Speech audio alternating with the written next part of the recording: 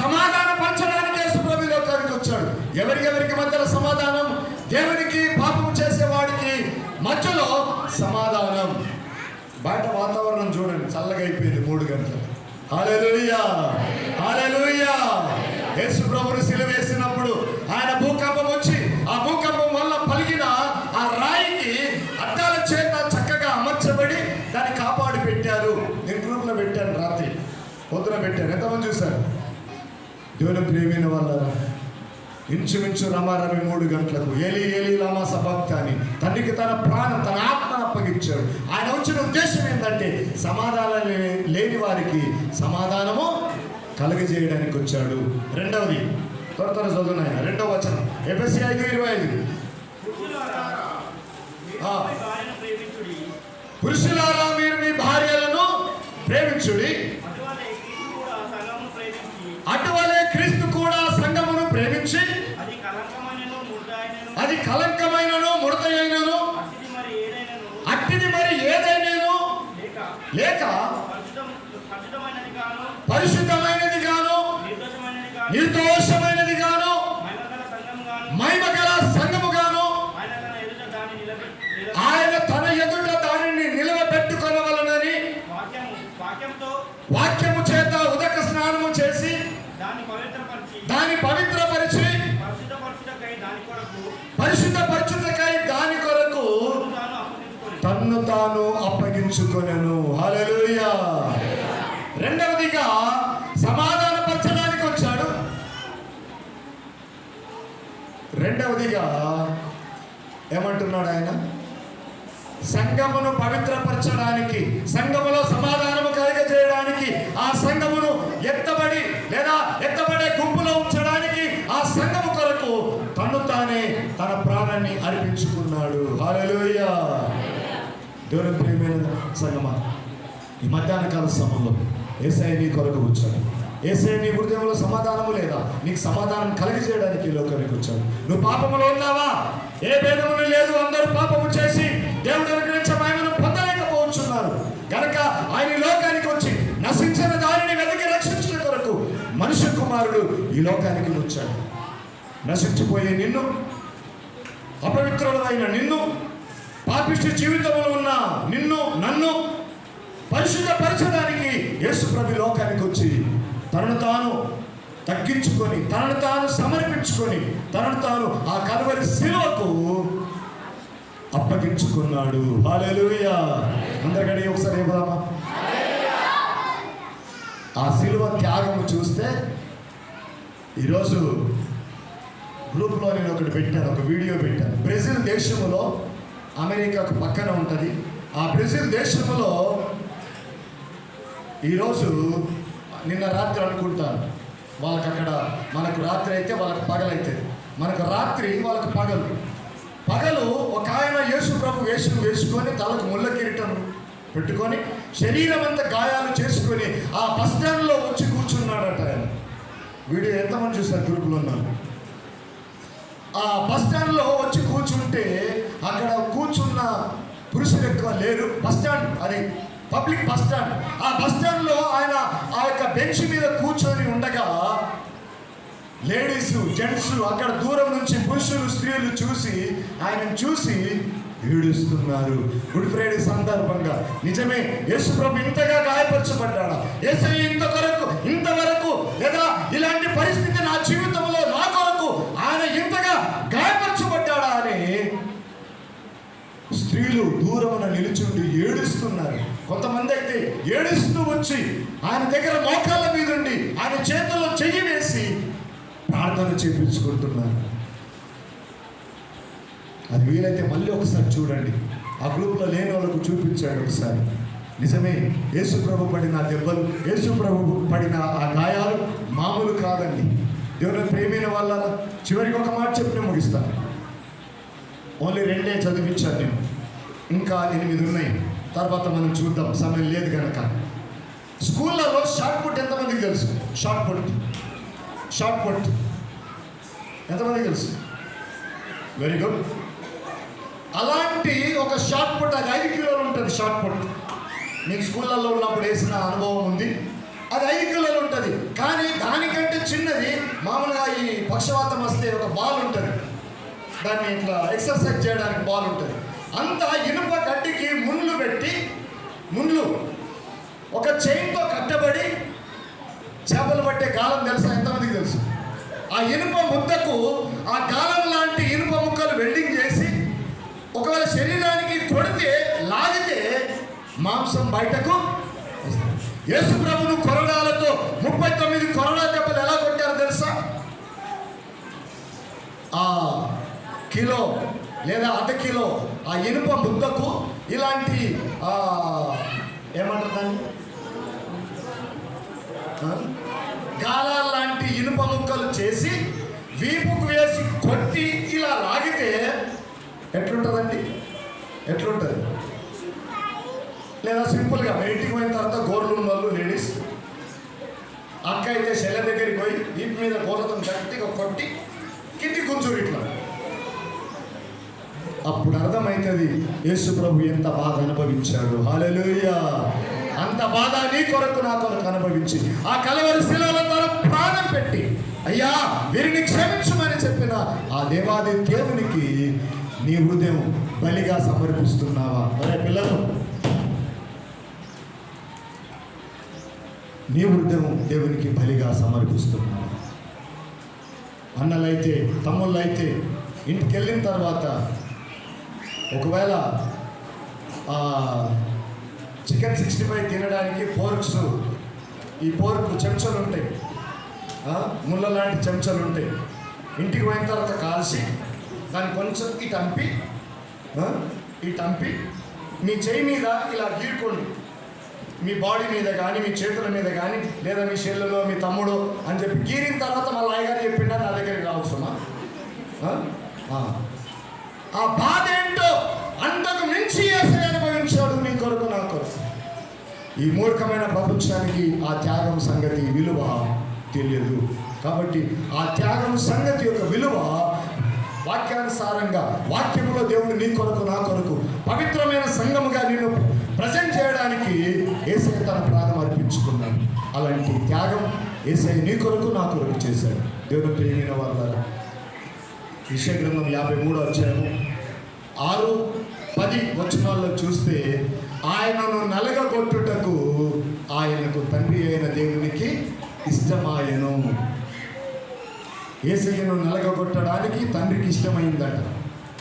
ఆయన అందుకోసమే వచ్చాడు కనుక ఆయన మనస్ఫూర్తిగా ఒప్పుకొని ఆ కలువరి శిలువలో నిన్ను నన్ను క్షమించాడు బిడ్డ. ఆయన క్షమాపణ వేడుకొని ఆయనతో సహవాసం కలిగి ఆయన సన్నిధిలో నీవు నీ కుటుంబం జీవించగలిగితే, ఇలాంటి గుడ్ ఫ్రైడేలు, ఈ గుడ్ ఫ్రైడే ఎందుకు మంచిది? శాంతి జ్ఞాపకం చేశాడు. ఎందుకు మంచిది? ఎందుకు మంచిది? నీ కొరకు, నీ స్థానంలో ఒకరు, నీ స్థానంలో ఇంకొకరు నీ కొరకు బలవుతుంటే నిన్ను తప్పించడానికి నీ స్థానంలో వారు చనిపోతుంటే అది నీకు మంచిది. మన పాపాల కొరకు యేసు బలి అయ్యాడు. ఆయన బలి అయిపోయాడు. సజీవుడిగా తిరిగి 3వ దినాన లేచినవాడు. కాబట్టి నమ్మి మనస్ఫూర్తిగా దేవుని ఆరాధించి దేవునితో సహవాసము కలిగి దేవుని సన్నిధానంలో మనం యథార్థమైన మనసు కలిగి ప్రభు కొరకు మనం ముందుకు సాగుదాం. అట్టి దీవెన, అట్టి ఆశీర్వాదం. ఒక్కసారి బయట వాతావరణం చూడండి. యెరూషలేములో యేసు ప్రభు చచ్చిపోతే ఆ 3 గంటలకు వాతావరణం చల్లగా ఎందుకైందంటారు? ఇక్కడ చెప్పాలి. ఎక్కడో యెరూషలేములో చనిపోతే, యెరూషలేములో టైం ఎంత తెలుసా మీకు? ఇప్పుడు నేను టైం చెప్తాను మీకు. యెరూషలేములో 12:55 అవుతుంది. ఇప్పుడు 12:55, 12 గంటల 55 నిమిషాలు అవుతుంది యెరూషలేములో. కింద టైం ఉంది. యెరూషలేములో 12:55. ఈ 3 గంటలకు అంటే బైబిల్ ప్రకారం 6 గంటల నుంచి 6 గంటల వరకు ఒక దినం. 3 గంటలకు రమారమాయణ సిలువేశారు. మత్తయి సువార్తలో 9 గంటలకు అనుంది. 9 అని అంటే అదే 3 గంటల దాకా వస్తుంది. వాళ్ళ టైం లెక్కల ప్రకారం 6 గంటల నుంచి 6 నుంచి 7, 7 నుంచి 8, 8 నుంచి 9. 3 అయిందా? 9 అయిందా? 3 అయింది. 9 గంటలు అంటే 6 నుంచి 7, 7 నుంచి 8, 8 నుంచి 9, 9 నుంచి 10, 10 నుంచి 11, 11 నుంచి 12, 12 నుంచి ఇంచుమించు 6 గంటల నుంచి 3 గంటల వరకు ఎన్ని గంటలు అవుతుంది? అదే 9 గంటలు అవుతుంది. దేవుని లెక్క ఎప్పుడు తప్పదు. దేవుని ప్రేమైన వాళ్ళ దేవాది దేవుడు నీ పట్ల ఆయన కలిగి ఉన్న లెక్క ఆయన తప్పడు. హల్లెలూయా. ఆయన పట్ల నీవు కలిగి ఉన్న ఆ విరిగి నలిగిన మనసు ఎప్పుడు తప్పిపోకుండా కనుక నీవుంటే దేవుడు నిన్ను, నీ కుటుంబాన్ని, నీ భవిష్యత్తును దేవుడు దీవించి గొప్ప చేస్తాడు. అట్టి ధన్యత దేవుడు మనకు, మన కుటుంబాలకు దేవుడు దయచినట్లుగా ఈ వాతావరణాన్ని చూడండి. ఆశ్చర్య కార్యాలు చేయవాడు, అద్భుత కార్యాలు చేయవాడు ఆయన. అక్కడ కూడా ఈ టైంలో వాతావరణం చల్లగా ఉంటుంది. అడుగుదామా ఏమన్నాను? ఇజ్రాయేల్కి ఫోన్ చేసి, దేవుని ప్రేమైన వాళ్ళ యేసయ్య సజీవుడు. హల్లెలూయా. ఆయన నమ్మదగిన వాడు. ఏదో ఊరికి వస్తున్నామంటే వస్తున్నాం, పోతున్నామంటే పోతున్నామా కాదు. శామ్యూల్ గారు చెప్పారు ఇప్పటిదాకా. ఎట్లున్నామట మనం? ఎట్లున్నాం? ఒకసారి ఒక మీటింగ్ ఒక బ్రదర్ వెళ్ళాడంట. ఓ 3 మాటలు నేర్చుకొని రాపోరా, ఇంటికాడ కూర్చొని గాడిదలో ఏం కూర్చుంటావు, ఓ 3 మాటలు నేర్చుకొని రాపోరంటే ఓ మీటింగ్కి వెళ్ళాడట. మీటింగ్కి వెళ్తే ఆ 3 మాటలు విన్నాడట.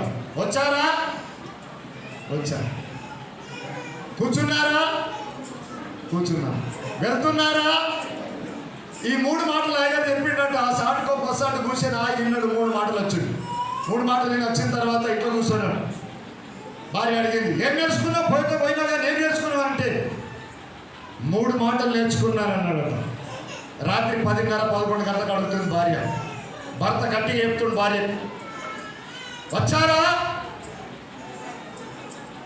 అని అడిగాడంట. అప్పుడు ఆ ఇంటికి అప్పుడే దొంగలు వచ్చారట. అప్పుడే ఆ ఇంటికి అమ్మా ఇంటి ఓనర్ ఎక్కడి నుంచో మనల్ని చూశాడు అనుకుని భయపడ్డారట. రెండో మాట ఏంది? ఈ మాట విన్నాక దొంగలు ఏం చేయాలి ఇప్పుడు? అబ్బా మనం కూర్చుండేది కూడా ఇంటి ఓనరు చూస్తున్నాడు. ఇక మనం ఇందులో దొంగతనం చేయడం మన వల్ల కాదు. కాబట్టి ఇప్పుడు వీళ్ళు ఏం చేయాలి? వెళ్ళిపోవాలి. 3వ మాట నేర్చుకున్నది ఏంటి? వెళ్తున్నారా? అమ్మా అది కూడా ఇంటి ఓనర్ చూశాడు.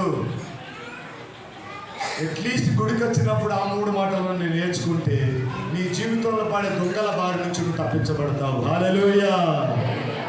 నీ జీవితంలో పడే దొంగల బారి నుండి, అర్థమైందా? నీ ఇంట్లో కాదు. ఆ 3 ఏంటో తెలుసా? నేత్రాశ, శరీరాశ, జీవకుటంబము. వీటిల్లో నుంచి నువ్వు తప్పించబడతావు. అట్లీస్ట్ గుడికి వచ్చినప్పుడు మంచి కూర్చో, విను, పో. వాటిని నెమ్మరి వేసుకుంటూ వెళ్ళాలి. వాటిని ధ్యానిస్తూ ఉంటే దేవుడు నిన్ను, నీ కుటుంబాన్ని దీవిస్తాడు. అట్టి ధన్యత, అట్టి భాగ్యం దేవుడు మనకు, మన కుటుంబాలకు దయచేసినట్లుగా చిన్న ప్రార్థన చేసుకుందాం. దేవుడి మాటలు దీవించును గాక. ఆమేన్. అందరూ మోకరించి తలలు ఉంచున్నట్టయితే ఈ సమయంలో చిన్న ప్రార్థన చేసుకుందాం. విన ఈ మాటల్ని బట్టి దేవుడు మన హృదయాలు నీరు గట్టి బలింపు చేయనట్లుగా, వచ్చారా, కూర్చున్నారా, వెళ్తున్నారా అన్నట్టుగా మన జీవితాలు కాకుండా, అయ్యా నీ సన్నిధికి వచ్చాను, అయ్యా నాతో మాట్లాడు, అయ్యా ఈ మాటలు మాట్లాడిన నా హృదయంలో నేను భద్రపరుచుకొని నేను నీ కొరకు సాక్షి బిడ్డగా ఉంటానయ్యా అని తీర్మానం చేసుకో. నేత్రాశ, శరీరాశ, చెడుడంబంలో నుంచి ఆయనను తప్పించగలిగిన సమర్థుడు. ఈ సమయంలో విన్న మాటలు దేవుడు మన హృదయాలను నీరుగట్టి బలింపు చేయనట్లుగా ఈ సమయంలో చిన్నగా వాక్యం కొరకు జేమ్స్ చిన్నగా ప్రార్థన చేస్తారు.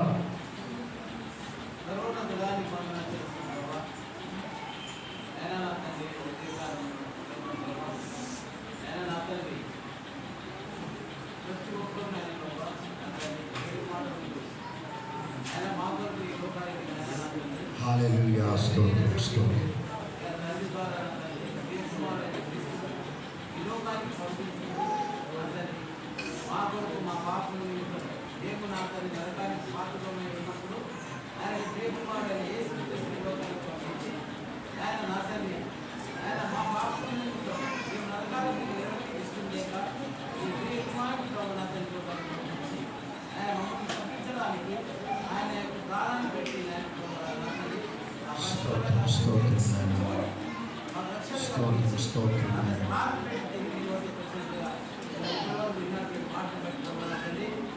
మార్గం పెట్టబడి అయ్యా ఉన్న రక్షకులు ఉన్నారంటే ప్రభావ ఈరోజు బ్రతికి ఉన్నామంటే ప్రభావ అయ్యా ఆయన ప్రారంభించాడు కాబట్టి బ్రతికి ఉన్నాను జీవిస్తున్నాను. హల్లెలూయా. స్తోత్రం స్తోత్రం. ఎవరితో చూడదు, దయచేసి ప్రార్థనలు ఏకీభవించండి.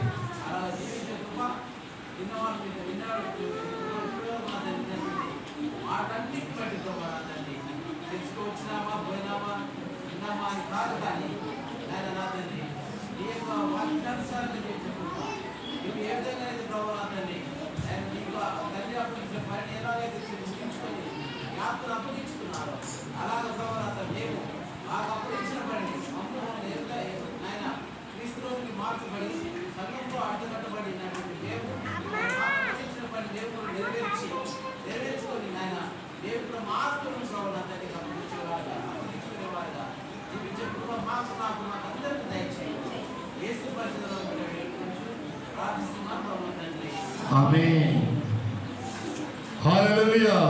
త్వరగా అందరూ నిలిచినబడి ఒక పాట పాడుచుండగా, దేవుడు నీ కొరకు కలువరిస్తూ తన ప్రాణం పెట్టాడు. ఆ కృతజ్ఞత కానుక నీ కానుకలు నీ దశ భాగములు దేవుని సేవ కొరకు ఇచ్చి దేవుని దీవెన మనం పొందుకుందాం. ఆయన తన ప్రాణం ఇచ్చాడు. నువ్వు ఈరోజు ఏమి ఇవ్వగలవు ఆయనకు? ఒక్కసారి నువ్వు తీర్మానం చేసుకొని మనస్ఫూర్తిగా యథార్థముగా దేవుని సంఘంలో దేవుని కొరకు నీ కానుకలను సమర్పించు. దేవుడు నిన్ను నీ కుటుంబాన్ని దీవించి గొప్ప చేస్తాడు.